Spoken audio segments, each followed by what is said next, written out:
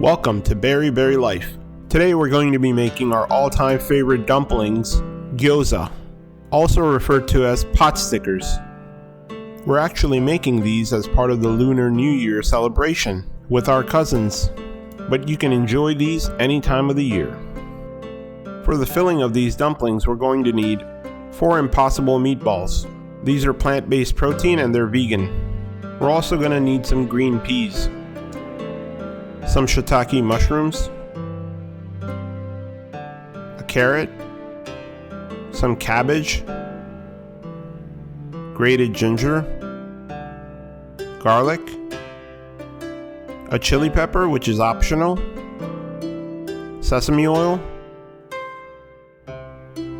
Gyoza wrappers, these are about 18 to 22, salt, and white pepper to taste. This recipe yields about 18 to 20 dumplings, or about 4 servings. If you like this video, be sure to hit the like button and comment below. We'd love to hear from you. Also, don't forget to hit that subscribe button to help support this channel, and hit the bell icon for future upload notifications. For the filling, we're going to chop the vegetables really fine, starting with the carrots. By chopping the vegetables uniformly, it will help with the cooking and filling the dumplings.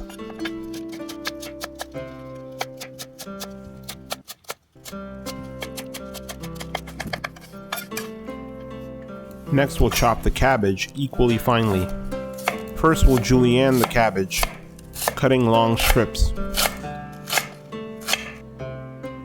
Then we'll go across, creating small pieces of equal width. These little squares are useful in soups and dumplings like here.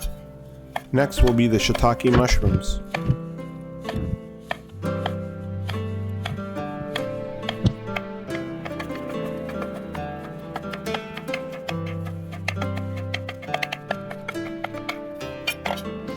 Next, we'll mince the garlic. A simple trick to peeling garlic for mincing is to smash it with the side of a knife. The skin comes right off.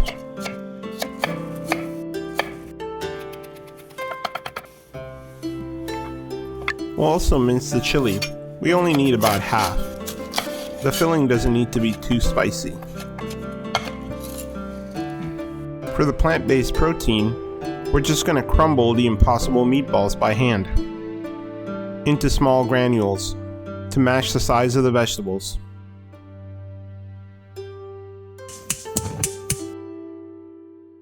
In a pan over medium heat, add some oil to begin cooking the vegetables. We had some chili oil, so we're using that, but you can use any neutral oil.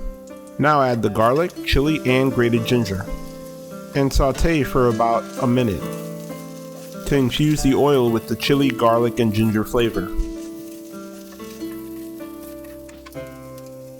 Next, we'll add the Impossible crumbles and just saute it for about a minute or 2. If there are any large pieces, just use the spoon to break them up. Now we'll add the mushrooms and allow them to cook for about a minute.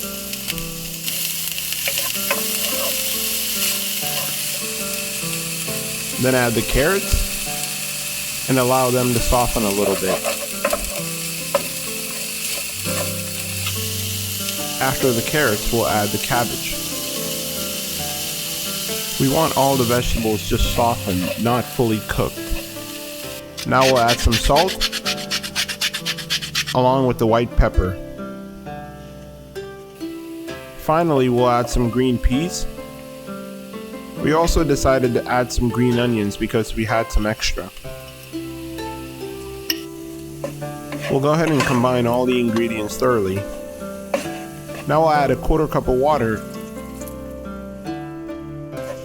and close the lid to allow the peas to soften. This will take about 3 to 4 minutes.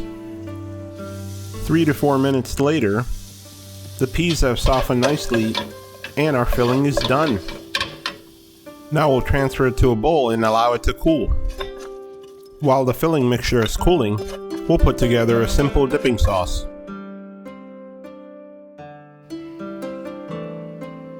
In a small bowl, mix together soy sauce, rice wine vinegar, sesame oil. We're also going to add a little bit of vegetable stock to round out the flavors. That's it. The dipping sauce is done.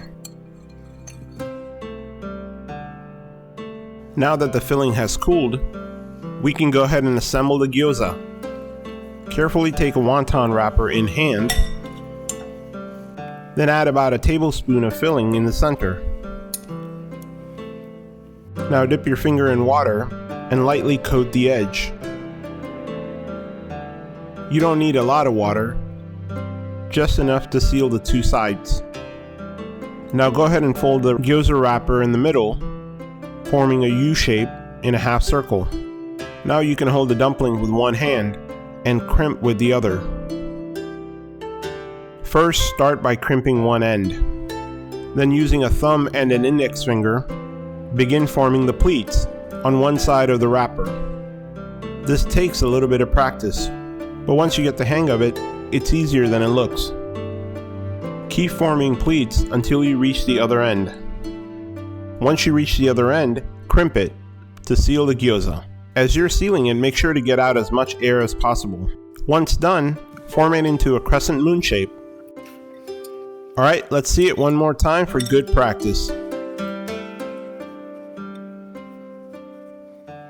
You may have noticed some of the edges tearing slightly. That tends to happen if the gyoza wrappers are a little dry. Usually you want to keep the gyoza wrappers in the refrigerator as long as possible, but during filming it did dry up a little bit. Once you have enough practice, ideally you would want to make about 5 to 7 pleats per gyoza. There we go, that's a beautiful gyoza.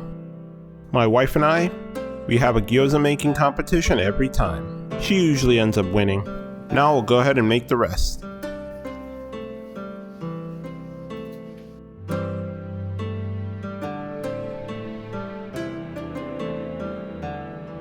With all of our dumplings ready, now we can go ahead and pan fry them. Over medium heat, add some oil to a pan. Allow it to heat up, and then carefully add about 6 to 8 gyoza. Space them apart to not crowd the pan. This will allow them to fry and steam nicely. Pan frying these doesn't take a lot of oil, but we do want to make sure there's good contact between the oil and the gyoza. So if needed, tilt the pan a little bit and allow the oil to slide.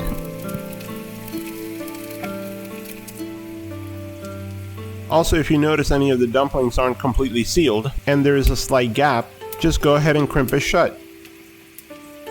After about 3 to 4 minutes, the gyoza should be crispy on the bottom. That's the right amount of crispiness. These are perfect. Now to fully cook the gyoza, we're going to add a 1/4 cup of water and quickly close the lid and allow them to steam for a few minutes until all the water has evaporated. This will steam and cook the gyoza from the inside. Once all the water has evaporated, the gyoza will stick to the bottom. This is the reason they're called potstickers. Just gently pry them from the pan without tearing. There we go, GBD, golden brown and delicious. These can be made ahead of time and stored in the freezer, and just perfect for a party. Now for the scratch test, like music to my ears. For garnish, we're just going to top it off with some green onions,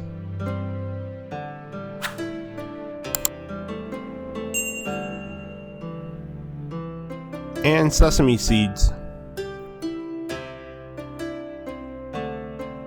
and then dig in.